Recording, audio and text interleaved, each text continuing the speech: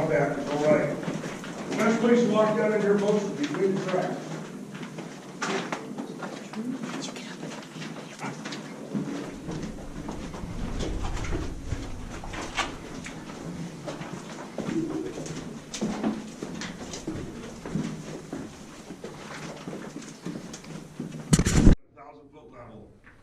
We are all connected to each other underground. A whole nother city down here, folks. All right. Welcome to the Mollie, Kathleen gold mine. We really are down at 1,000-foot level here. Right now, I'm going to be taking you through a little evolution in mining. How mining started out in the early days, and how it all ended up.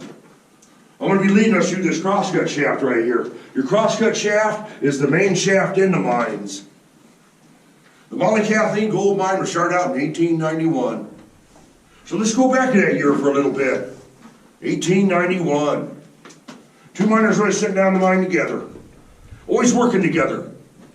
Always keeping an eye on each other's back. They were sitting down in there with 2 candles for an 8-hour shift. That was their source of light underground, way before electric. Look a little something like this. Kind of give you an idea what candlelight would be like. Oh, yes.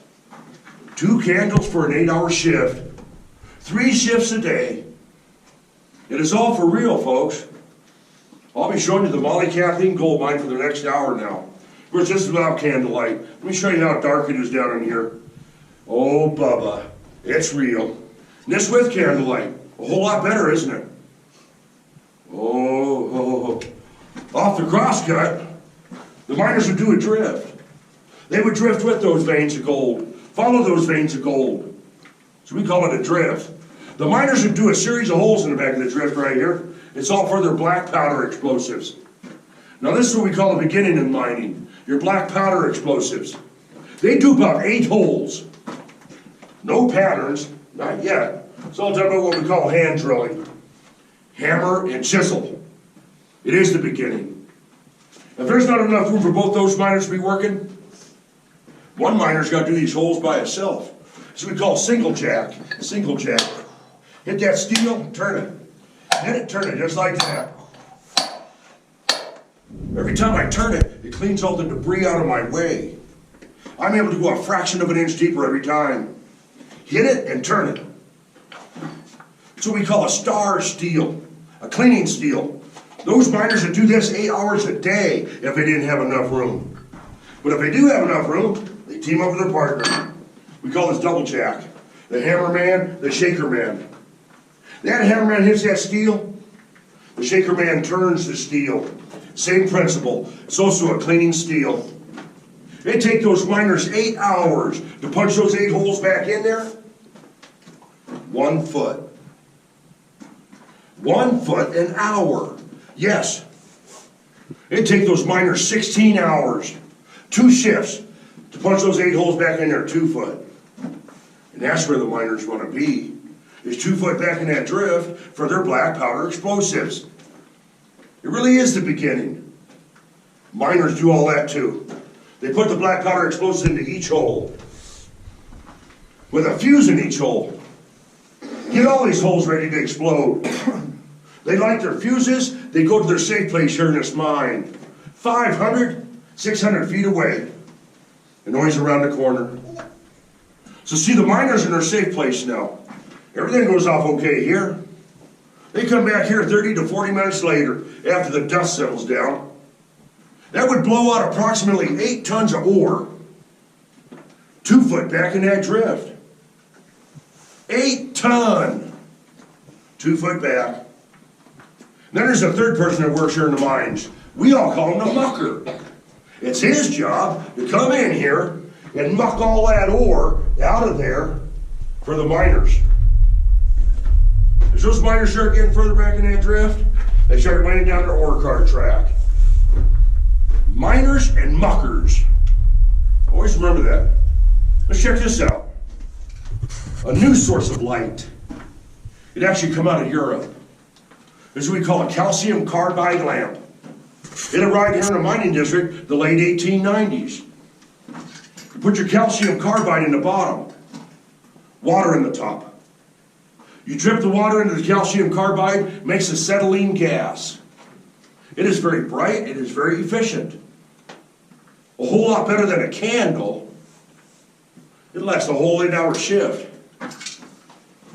Here's a few other examples here, your calcium carbide lamps. These are what we call wet cell batteries. Your wet cell batteries are come out in the 1920s. It's actually a lead acid battery. Just like what you're running in your vehicles here today. We don't use them anymore. Nowadays we use gel cell batteries and LED lights.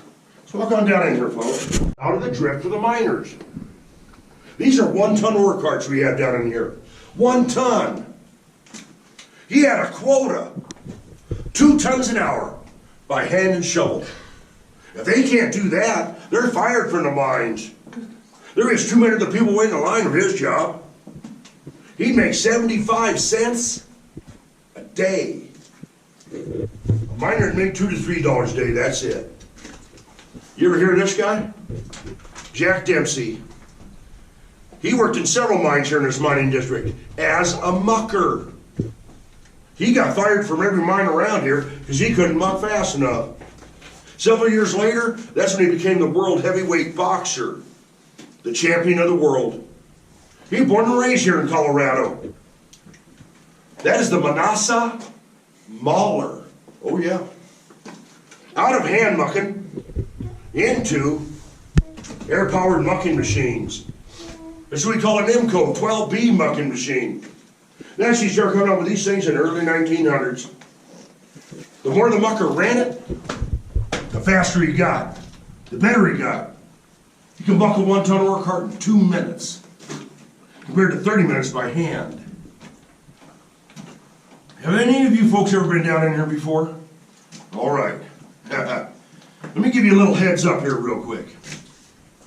Today here at the Mollie, I'm going to be running a few machines for all of you. We have all these old machines up and running really good right now. It is good for you to see them. It's good for you to hear them. But if you want to plug your ears for me, it's okay to be doing them kind of things, folks. Let's check it out. What we're trying to show you here in this mining district, coming out of steam and the compressed airs, about 1908, 1910. So let's check it out. Got him, partner? There we go. I'll do it real quick. Oh, yeah.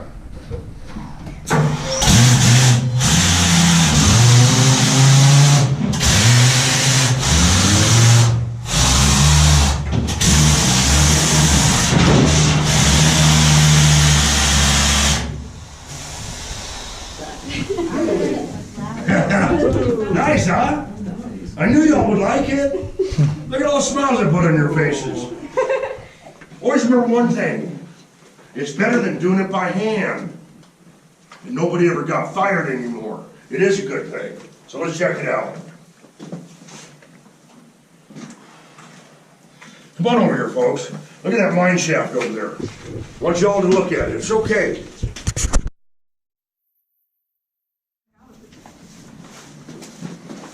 Whoa, that lightning is slow.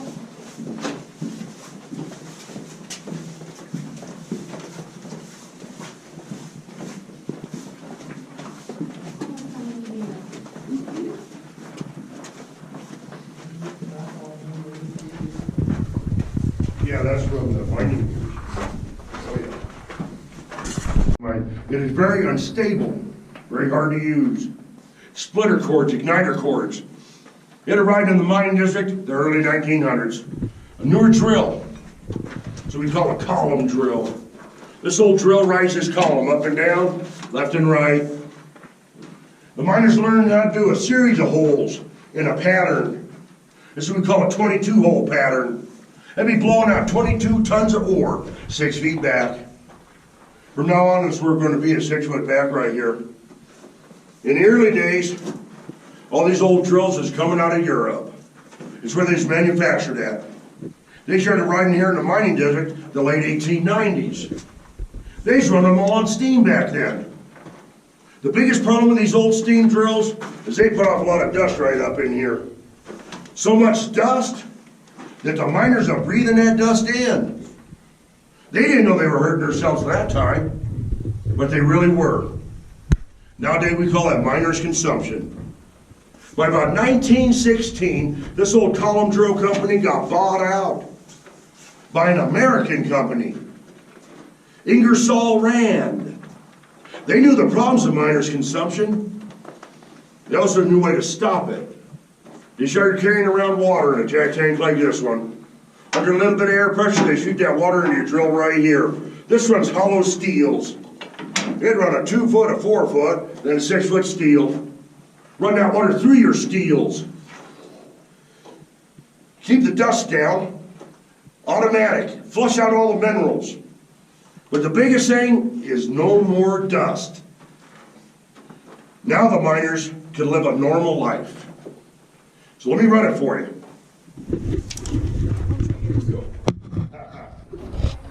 Good to see these kind of things. Check it out.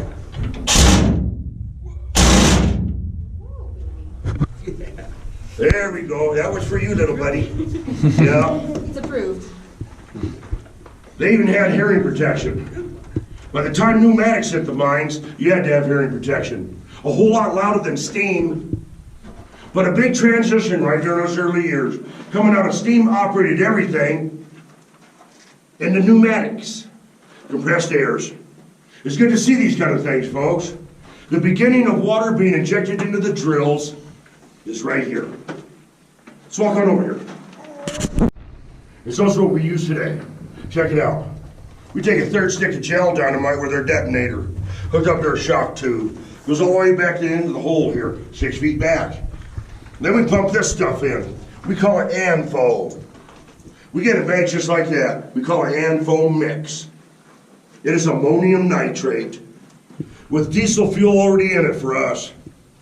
It is highly, highly explosive. I kid you not. It comes in granules. We shoot it into the hole with a gun like that one. Under air pressure, it compacts itself. Your shock tube then comes out, hooks up to your det cord, your safety diffuser on the end.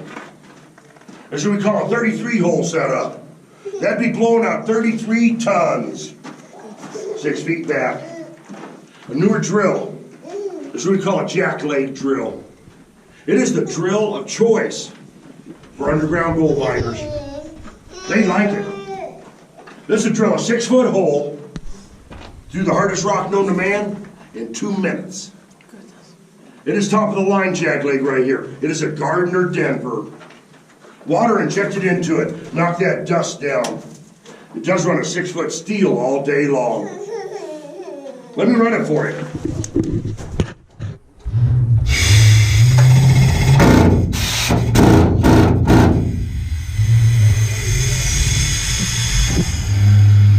Nice. That's what we use today. Jack legs. This is what we use today. Gelatins. ANFOs. And that's what would happen today. Let's walk on down in here, folks.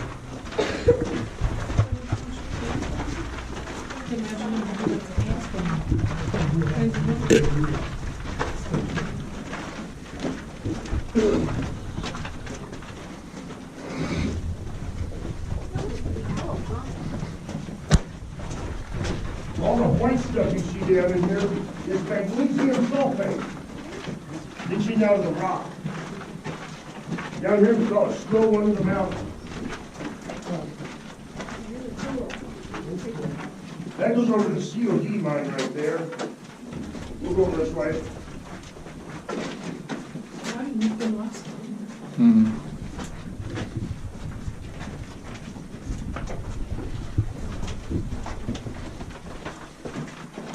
This is what we call a stope. Stope. It is stope mining. Here's your miners up at the top, mining up into the vertical gold veins we have down in here. Mine up and drop that gold ore down. Let gravity work for you. They drop it down here to the next level. Here's your mucker running the slusher bucket. Pull your ores over to the side, into the ore chutes, into the ore carts. And that's what we have set up here for you, a little slusher bucket. Let me go ahead and run it for you.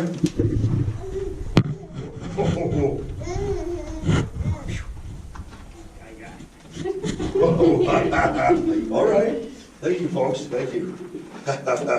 All pneumatics.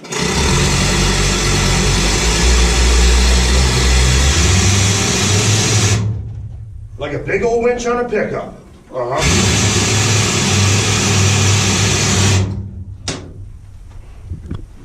we go. Now let me give you a little bit of history here. It's going to help us all as we do get further back in this mine. The way this mining district was developed, with all the gold in it, was actually done by Mother Earth. 35 million years ago, a volcano went off in this mining district. Instead of spewing out lava, it didn't. It spewed out gold ores instead. What we have here is a very, very rare gold ore. There is only 3 places in the world we have gold like this. We're number 1 right here. Cripple Creek Gold Mining District, we have 26 square miles of it. It is the world's greatest gold camp, yes. The other 2 is Australia and Romania. Vertical gold veins coming from the core. This crosscut shaft right here is actually heading further back in to a bigger gold vein that lies on the end of it. On their way to it, they hit this little gold vein right above your heads here. They hit it by mistake. If they would have never done this level, they would have never known about it. It only goes up this high. We call it the slusher bucket gold vein. Come on over here, let's take a look at it. The gray rock is calaverite. The white rock is sylvanite. The gold is in all 3 of those minerals. It is in there like sand. This rock right here is out of the same gold vein. Here's your purple fluorite, calaverite. All these little sparkles that you see is your gold. It is in there like sand. Now the way you get the gold out of the rock is a few different ways. In the old days, they had smelters up here on the mountainsides, kilns. They'd heat that rock up to 1800 degrees, and the gold would be sitting on the surface in little baby droplets. Then we call it roasted gold ore. I'll show you some of that here in a little bit. Mills, they mill it. Your stamp mills, ball mills, would pulverize that down to nothing. Then you just sluice the gold out. The biggest way they've been doing it over 140 years is cyanide leach mills. Cyanide eats that rock up, no matter how big it is. It turns it into liquid gold. Then they electroplate the gold right out of the liquid and do it all over again. This mine here actually closed down in 1961. Gold was $32 an ounce. They were losing their tails on it. And that's what closed all these mines down. So we call cheap gold. They just couldn't afford to do it no more. Today gold is $1,400 an ounce. That is a far cry from $32 when they closed all these mines down. So that gold vein you see right there is right here under our feet. Just waiting to be mined all over again. And someday it's going to be. Vertical gold veins. Yes, the gold is still here. It has always been here. Let's walk on. Yeah, open pit mining and strip mining is taking over. Yeah, we're only a few private ones left.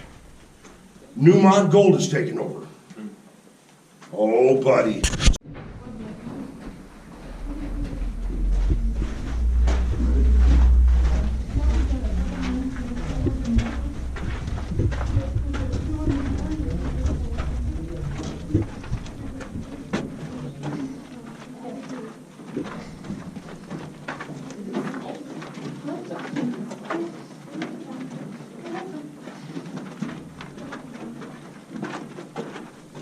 Here. It was actually designed to come right to here.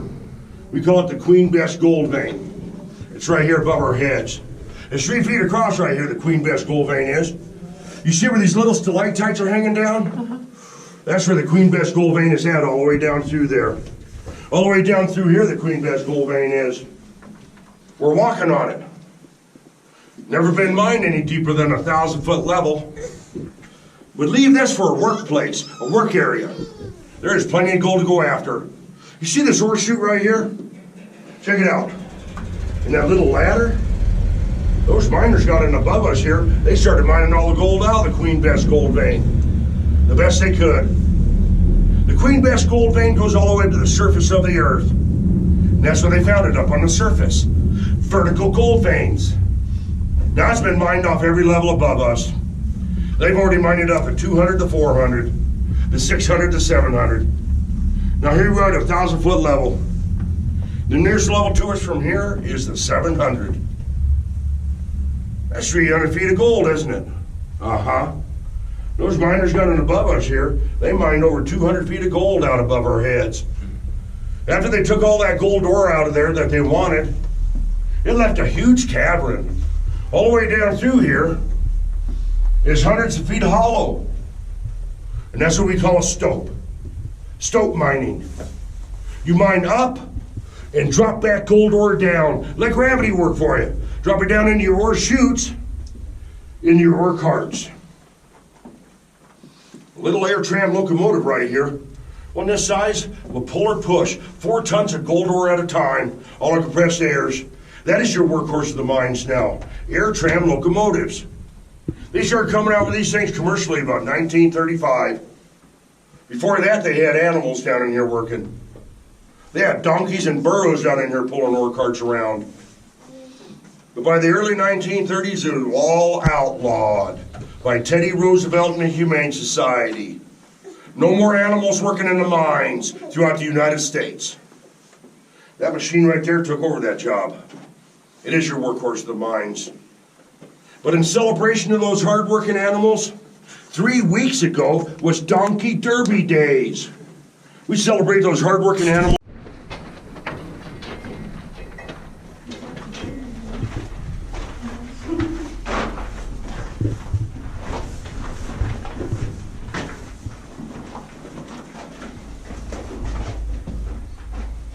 Now, in order for those miners to be able to mine up, drop that gold ore down out of those vertical gold veins, they needed vertical drills in order to do that. Is that these are vertical drills. It's what we call stopers. These 2 stoper drills here run on steam. No water going to them. Both of them 1890s. After that, they started coming out with newer models, for sure. About a 1960 Gardner Denver stoper. It is top of the line stoper. Water injected into it, knock that dust down. It does run a 6-foot steel all day long. Let me run it for you. Okay, all right.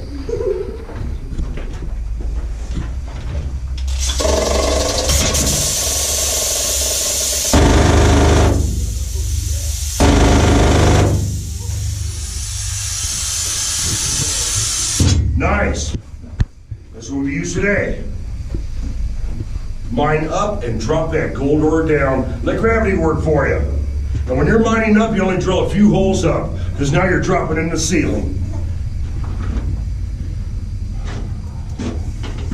Check it out.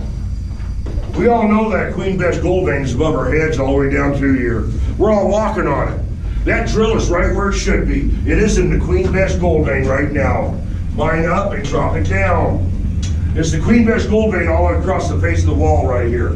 Check it out. It is all purple.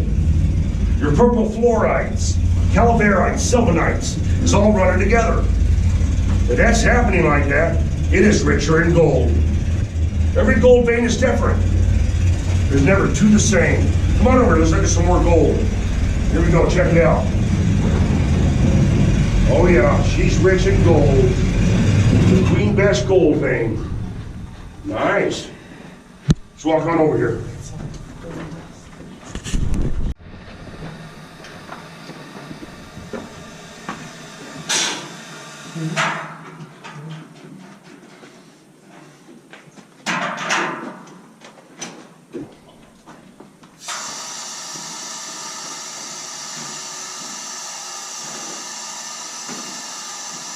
All right, come on down in here. It's all right, little buddy, right over here. It's all right. Stand right in front of this young lady. There you go. It's all right. It won't be looking at you. Let's look up this way. Give you a better idea what a stroke does look like. Oh, whoa. Holy cow. It is the Queen Bess stope. The main part of the Queen Bess gold vein, they followed it up right here. That goes up 740 feet. Just like from here down, used to be the ladder. To the left of these timbers all the way up through there would have been a massive wooden horseshoe. All that has been taken out. That way you folks can look up in there and see how awesome it really was.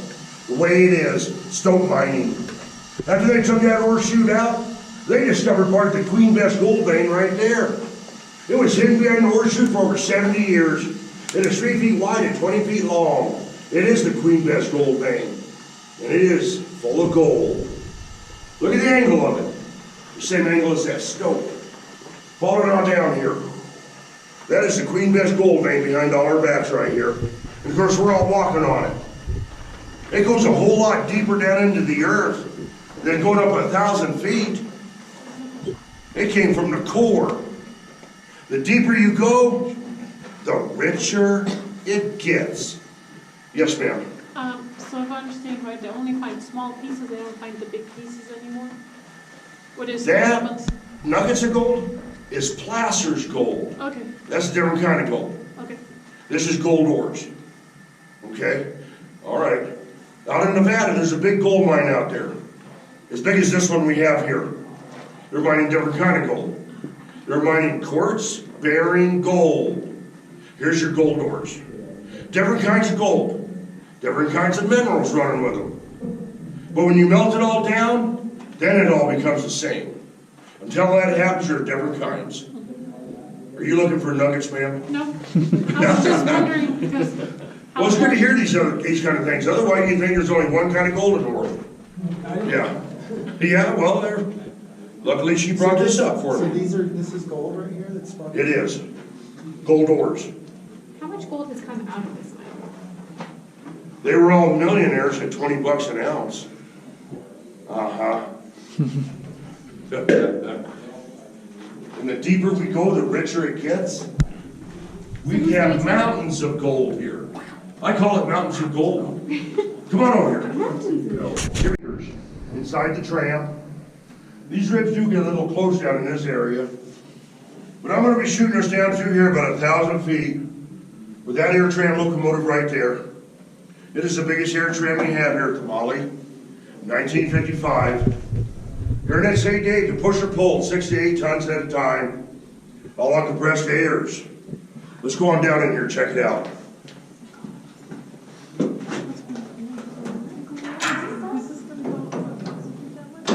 And away we go.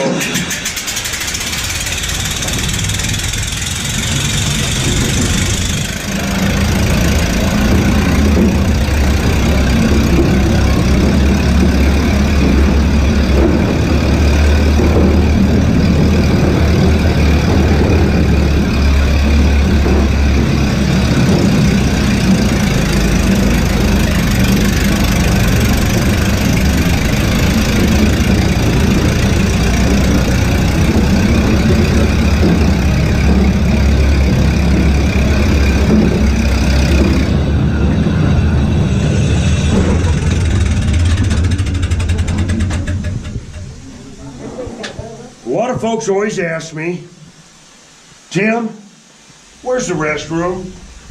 It's right here. I'm going to show it to you. It's all for real. We have a restroom right here. We got one down there to the left. Take a look at that mine shaft. Oh, ho, ho. It's the Black Diamond crosscut. It was all the way back to the Black Diamond mine, about 2,000 feet straight back in there. They didn't have a head frame like we do. So they hauled all their gold ore right to us. That's why they're connected to us. Ore cars coming out of that Black Diamond gold vein, 1,000 ounces of gold to a ton. Wow. At $20 an ounce, they all thought they was making good money. Which it was at that time. Let's think about today's price here for a minute. Let's say $1,400 an ounce times 1,000. One ore cart today would be worth $1.4 million. Most of it's still all back in there. Hadn't been mined since the 50s. And that's where Jack Dempsey was running, right back here at the Black Diamond. They go to work this way, they go home this way, right through the Mollie Kathleen. Way down in there. Where we're going to, where we came from. There's 4 more levels above us doing the same thing, following these big gold veins. Oh yeah, I wanted you to see it this way. Now let's go on down in here, check it out.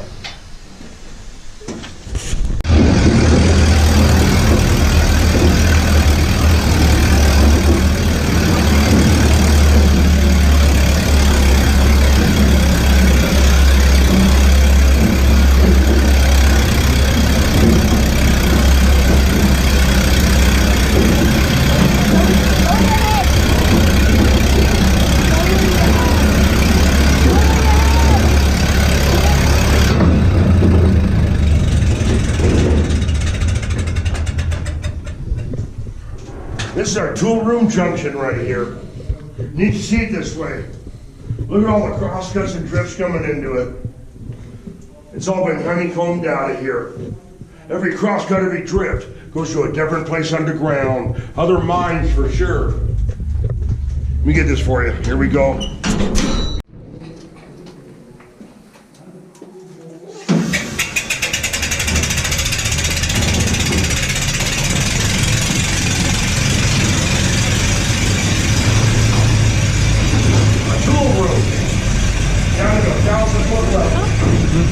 That's where the blacksmith would hang out for. There'd be a blacksmith down here, one up on the surface. Boys working together.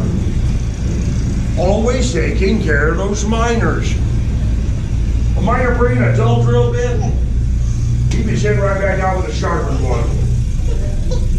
Your jack legs, your stopers, they bring you a 6-foot steel on in here. Knock one tip off, they put a brand new high carbide steel tip back on it.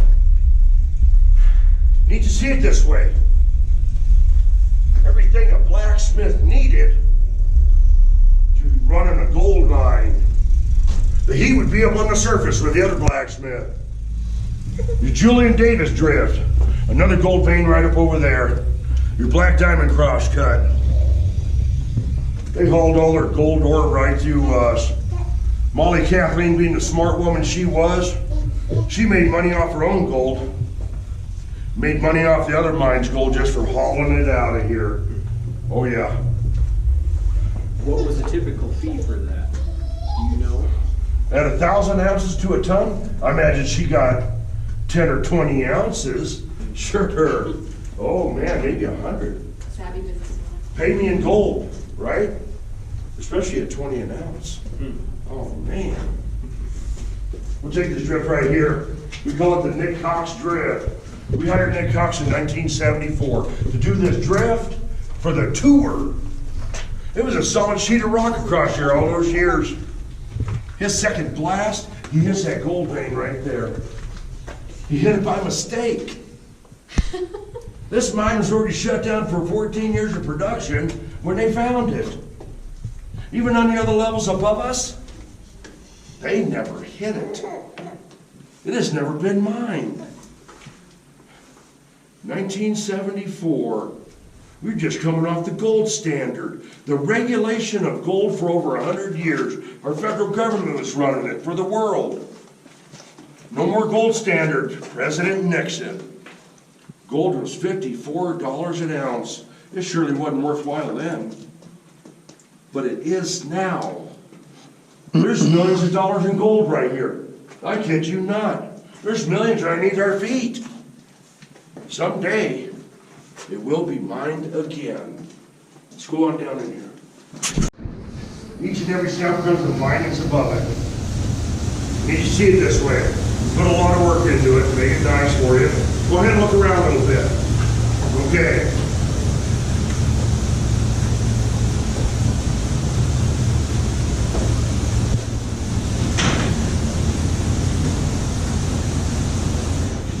These are some of the big boys. Were the tunnels all in? You said 1970s. Before that, they were just blasting away at 2 feet at a time. No, they were doing the nitroglycerin dynamite. That went on for probably 40 or 50 years. For 81 years. Oh yeah. Turquoise from this side? The turquoise is from our turquoise mine down here in the world that has gold in it. Oh, yeah. Yeah. And they sell it at a good price for us, not them. Yeah, they're really serious about it. Check this out, folks, when you get a chance. It's all gold ore out of Mollie. I want everybody here one sample each. Step on back, let the other folks come on in and get a sample, you bet. Everybody gets a sample from Tim. So there's silver and gold in there? Yes, there is. It is a good grade of gold in it too. So about $1 million a chunk? So this is more silver, so this looks I'll tell you what, it is a little deep. But looking downstairs you, it's right here. But I don't want that to happen to any of you, for sure. Well, it's neat to see it this way, you bet. Vertigo is real, folks, always remember that. Mollie Kathleen found her gold on the surface. This is the Mollie Kathleen scope. It's right under where she found her gold upon the surface. From here down used to be the ladder. We took it out, and there's the Mollie Kathleen gold vein under it. The beginning of the Mollie Kathleen gold mine is right here. The Mollie Kathleen gold vein. We poked a hole into it to show you how deep purple it is. And it's under the other ladder too. Mining up is what we call the stope. Mining down here is what we call the winds.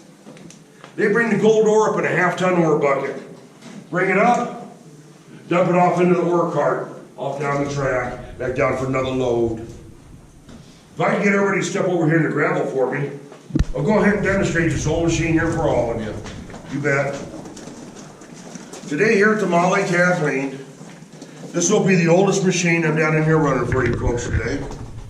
I hope we have enjoyed seeing them. This one here is an 1890 steam-powered machine. I'm going to go ahead and bring that ore bucket up for you. I'll bring it way up here. I'm going to dump it right there in that ore cart, the way it should be. Let's check it out.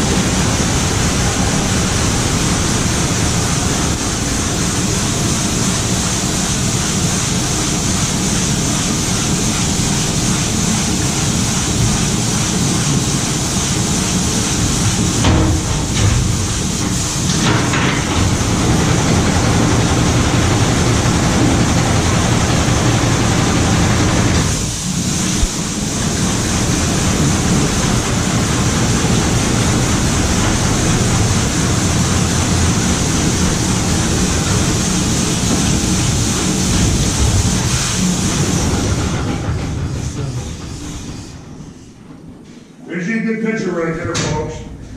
That's for you. We'll let it go down on its own. It's heavy enough for sure.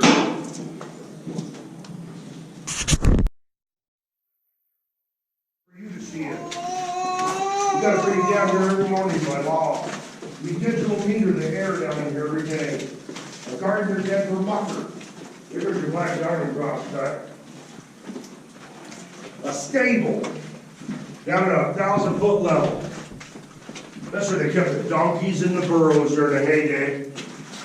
Outlawed by the early 1930s. And then they turned it into a nice little diner. Okay.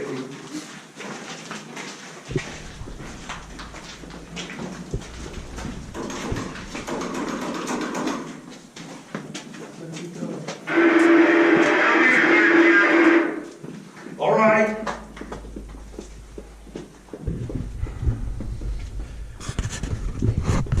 There's where we all went in, right? Over here, which I've already done. They'll be sending these cages down here shortly for us. Me commanding those cages. This is what we run by right here, folks. Bell signals for mines. It is the original sign. It was given to the Mollie Kathleen gold mine back in the late 1890s. It was adapted in by the Colorado State Bureau of Mines by about 1912. So it has been our law for over 100 years. Within that 100 years, it became the law throughout the United States. Anybody be running cages like this straight up and down, they need to be doing this. Look where she came from. Victor, Colorado, the other side of the mining district. Bells. That's what that voice man hears all day long, is bell signals, telling them how to run it.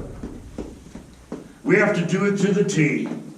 It has been our law for over 100 years. And always remember one thing, folks. Safety is number one, especially in hard rock mining. If you have any questions for me, now's a good time to do it. Did they stick the donkeys in the same hoist that we came up and down in to get them down to this level? They lower them down in here with leather straps around their bellies underneath the cages. Okay. Yeah. Once they got down in here, they were never to leave again. Only time they ever took a donkey out of the mine is when it died. Otherwise, they'd be born down in here, they lived their whole life down in here. Even in a mine like this one, they were down in here for 40 years, working here in this mine. You figure they'd mined it for 70 years. Them animals were down in here for 40, of them 70. Yeah. Another reason was outlaw. Now it's gambling town, but it's got a rich history. Oh, yeah. I think if they were to do today's price, it'd be about $2 trillion worth come out of here. About 30 millionaires come out of here at 20 an ounce. And it was one of the first cities to have electricity, right? Yes, we had our own power supply. They started up the power supply below Skagway Reservoir. Yeah, Beaver Creek power supply. So I guess it ran power for Victor and Cripple Creek and Florence also. The noise we heard earlier, is that the other mines working? There's a few private around here just like this. Privately owned. But your big gold companies is Newmont. Newmont Gold is strip mining, open pit mining. And if these open pits, they got two of them that's down 1,000 foot. It's so steep on the sides they can't go any deeper. But the gold is so rich at the bottom, they want to go underground mining at the bottom of 1,000 foot open pit. It's never been done before. But they're going to try it. It's gold rich, vertical gold veins. Sounds dangerous. In 1,000 feet, they're only recycling what we've already done over 100 years ago. They're bringing $2 million a day out of here in gold right now. $2 million a day, nonstop. 7 days a week, 24 hours a day. This mine or over there? The strip mine. The one that we can see from the parking lot? Yes. Is that part of this mine or is that? No. No, we're the last of the holdouts here. If we ever sell out, this will all be gone. And that's what they've been after us for 30 years. It's hard to hold off a big gold corporation for 30 years. Who owns it now? Just relatives? I just work for private people right now, right here. But Newmont Gold is your big one. No, I mean, Mollie, Kathleen one, is it? It's all private. It's all private? Well, did everybody have a good time? Had a great Yes. All right, now I'm gonna snag these cages. We're gonna go back on the surface now.